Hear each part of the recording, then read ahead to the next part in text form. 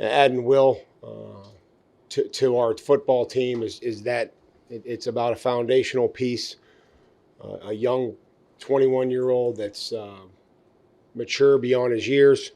He's a leader. He's durable. He's physical, dependable. Accountable. He's a quick study. We spent a lot of time with him, and whatever mistakes that showed up, which they all do, he recovers quickly and can fix those mistakes. And we spent a lot of time and we looked at a lot of other players and worked a lot of other players out, and he made a huge impact on us, and we're excited about adding him and look forward to seeing him and his family here tomorrow. So with that, what do you got, Karen? Was it a situation where the need on one hand and the best player available collided? Yeah, I mean, I think that's certainly, the easiest way to look at it. That's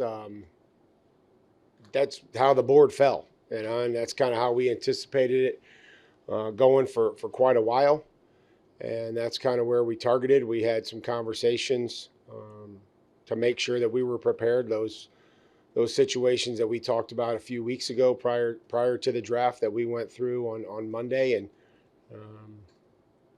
this was a very, very easy pick for us. Mike, Will, you spoke with him. Does he remind you of like a younger Mike Vrabel? How tough he is, aggressive? No, I mean we stay out of the comparisons in that business. This is a young player who cares deeply about the team. Is a leader in that room, and but to compare him to me or anybody else, no. I mean, but we love his football character, his play demeanor, his play style, how coachable he is, and a 21-year-old player that's started 38 of 40 games in the SEC is something that is impressive. Mike, when and how did Will cement himself as the pick for you guys in this process? Well, I mean, I think probably last week when Elliot and I and Ryan and a few others went down and spent time with him and worked him out, and then went and worked out a few more players the same day, and we made a circuit, and I think when we came back and we slept on it and had the conversations about where it would be if he was on the board, and I think probably then. Mike, is he a left tackle? Yeah, I mean that's where he started, and he's a left tackle, and that's what he's played, that's what he's done, and so he'll come in here and he'll compete to be the left tackle just like everybody else is going to compete for their spots. That's what we're trying to create here. It is something that there's competition at every position, and that our players believe that the best players are going to play. You said throughout this process that arm length wasn't a problem for you guys in terms of overall evaluation. When you met with Will, how comfortable have you been with that over the course of a year and kind of getting to know him and kind of understanding who he is as a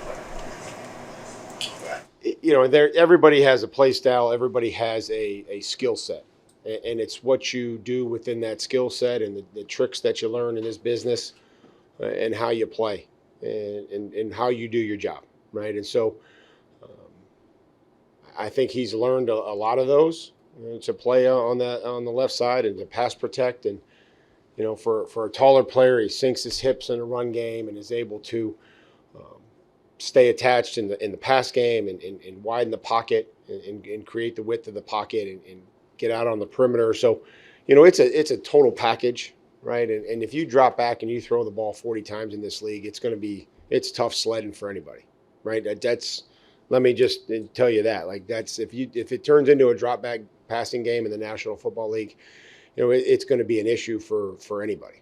And when you talk about play style, it's how is he going to be able to create that and be able to for offensive linemen, it's so much about a reaction of resetting your hand, chopping the arm down, all these tricks of the trade that they use, and they have to be able to make great decisions and split-second decisions. So, his body of work is out there on the left side against a lot of really good rushers. They're all going to get beat. Okay, so we can watch every time that a left tackle gets beat. They all get beat. I've been in this league for 25 years, and but I'm confident in how quickly he is able to process and change and have a lot of different pitches at such a young age.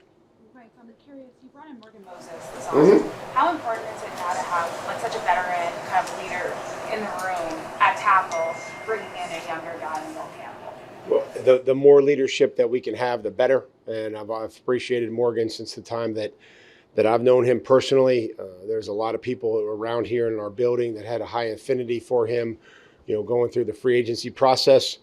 And, it became evident to me quickly that this was the type of person and player that we wanted on our football team. And he's going to help not only Will, but everybody else in that room and anybody else that will add through the course of 3 days. So I love everything that Morgan is about as a person, as a father, and he communicates with me. He's raising 3 boys, 3 young boys, and that's probably his most important job right now, and I would agree with that. Do you talk to him at all during that process, though, about like tackle and just what to look for specifically in terms of like looking at a young tackle or anything like that? No, I mean, I have a pretty good idea. I think Elliot has a pretty good idea. I think Ryan and everybody else in our personnel department has a pretty good idea on what to look for when you're talking about offensive linemen. And but we value, again, we value all our players' opinions on things, and they all have them. Some are better than others. There's been a lot of discussion about movement in the first round. Obviously, the Browns were able to find a deal at 2. Did you guys receive any offers for the 4th? No. We I think at this point in time it was pretty quiet. I think we would have entertained anything that anybody offered us. But it was pretty quiet. I mean, I think everybody was going up for 2 players, and one was already there, and they didn't have to move, and the other team that wanted to get to 2 got there. So, we would have been open, but excited to be able to get stay there and pick and get Will. Like with the chips you have, the extra 3rd round pick, do you anticipate any aggressive move to try to get back in here? I think if the right players are there, give us something to do tonight, so we're not just sitting there watching. And but just not to go up for just to go up. So if somebody's there that we have rated at a great spot and a great value, I think then we could go back up. But we'll see as the draft goes on and who comes off the board, and whether we just sit there and wait till tomorrow. Mike, if Will eventually has to move inside, is this a misevaluation this high in the draft at 4th overall? I think that what we're focused on is where he's going to be tomorrow and the next day, and not what the misevaluation is. Like we coveted this player. This was a very good football player, and so I think part of the draft is adding great pieces and great players to your roster, which is what we did. So he hasn't even shown up here in Foxborough, and we're not going to talk about where he's going to play or what he's going to do. I'm going to let everything really speak for itself and let his play and what he does in the community and most importantly on the field before we start talking about that. I just think that's not fair. I've never thought about that one time. We've watched every game that he's played, put a lot of work into this, and we're all excited and happy that he's here. In terms of his character, how does he just fit the mold of what you're looking to build? Well, there's a play style, there's a play demeanor. I'll just tell you this, when we went down there to work him out, he showed up with one purpose, and that was for us to pick him. From the time that we walked in the building to the time that we left and got on the plane, he had one objective, and that was to prove to us that he was the right player for us. I'll say that, and I can speak for everybody else that was there. Mike, what is the, I don't want to say what is the timeline for him, but with a young player at a premium position like that, how important is it to take your time in terms of his development to get him ready to eventually play left tackle? Well, the time, it's just block your guy. When you talk about coming from they threw the ball a ton. Like let's not kid ourselves. Like he had more drop back snaps than pretty much anybody else in college football. Like they threw the ball 50 times and it wasn't RPOs like everybody else. So he's pass protected. He's run blocked. He's coming out of a pro system. The terminology, he's already been through it. I don't know how many times with our guys and with me, and I think it's going to be a quick learning curve as far as the scheme. And then again, there's going to be a learning curve and adjustment to everything that he does. But he's coming from a great program, one that's built similar to pro football. Football is very important to him, and but we'll also, just like every other player, we'll give them exactly what they can handle. There's a report that you were involved in the workout last week. You threw a blocking pad on. Why is that important for you to be involved in that? Well, who made that report? And then I'll answer the question. Pete Bamel? Okay, well, Pete's Mr. College Football.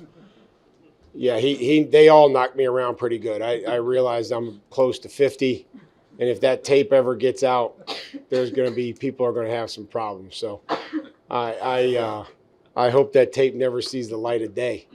But I think it was important for me to get out there and feel them, and feel every player that we evaluated at the line of scrimmage. What, if anything, has surprised you about this process? Oh, no, I mean, it's not like I just showed up here in January for the first time. I've been in the league a long time, so nothing surprises me in this league anymore. There's just, distractions that are going to happen throughout our team with our season. They're unavoidable. So I hope no one ever says, hey, we want to eliminate distractions, because I would say that that's impossible. We just want to handle them the best that we can and be ready for them and be prepared for them. How important is it to have the kind of vinegar he brings to the table for an offensive lineman? I think that's one of the only ways that you can survive. It's as a player in this league at the line of scrimmage. The play demeanor, the finish, the effort. It's the guys on the other side are talented. It's how it goes. I think we can all see that, and so there's a lot to playing this game other than just looking good and having great technique. And so we valued that, and we're going to continue to value that, the ability to finish and to grind through when it gets tough is something that we're going to be excited about, and we're going to give him every opportunity to develop and push him as fast as he'll let us go. Thank you. Have a good night. Thanks, Mike. Enjoy the free food. We got food for him, Stacy?